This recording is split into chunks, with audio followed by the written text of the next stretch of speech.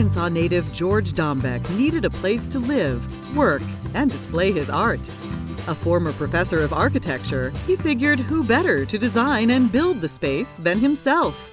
He started with an empty plot, then brought in everything, even the trees. The result is pure Dombek. I think you are an artist or you're not an artist. I didn't choose to be a painter or choose watercolor. It chose me. I'm kind of addicted to the painting process, but I truly enjoy it. I can't imagine doing anything else. My name is George Dombek. You're in the Ozarks, northwest Arkansas. This is my home and studio.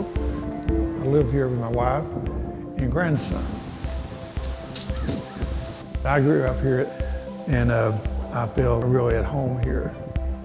Even though I moved a lot of different places for a 28-year period, I didn't really consider any place but here home.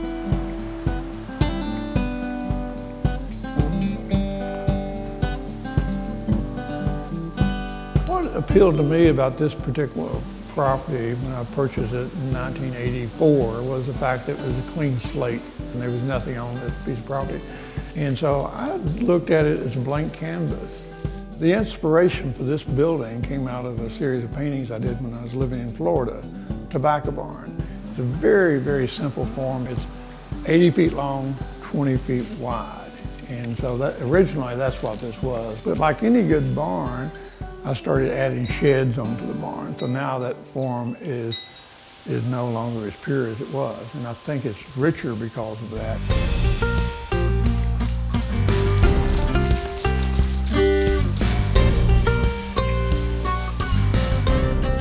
This space here, it was designed as a studio and then changed into a living space. I often find the best spaces are the spaces that are not planned. This tree here is part cherry tree, part walnut tree, and it's been built to visually support this treehouse up here, which is a sleeping log.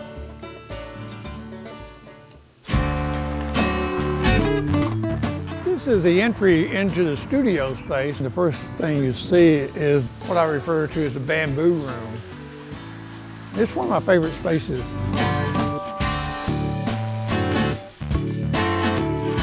After having 20 plus studios over my career, when I built this space, I wanted to make it as perfect as I could. I think the key ingredients for me is flexibility, that I'm painting different ways. Only recently did I cut that hole in the floor to have that lift. Doing bigger paintings required me not standing up all the time, so I made that lift space. So I wanted a space that was flexible. I wanted a place that low maintenance, a place also that I had good light coming in.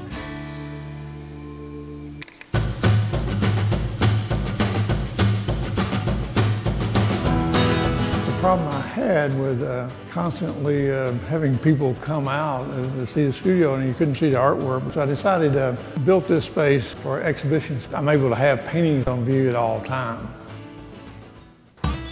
I don't distinguish the architecture from the painting. It's all a process. One's two-dimensional, one's three-dimensional. People ask me when I'm going to be finished, and the obvious answer is when I'm dead. I'm going to continue working on this property because it gives great satisfaction to build something, and that's the same way I feel about the paintings. That I'm building something that hopefully people will enjoy in the future.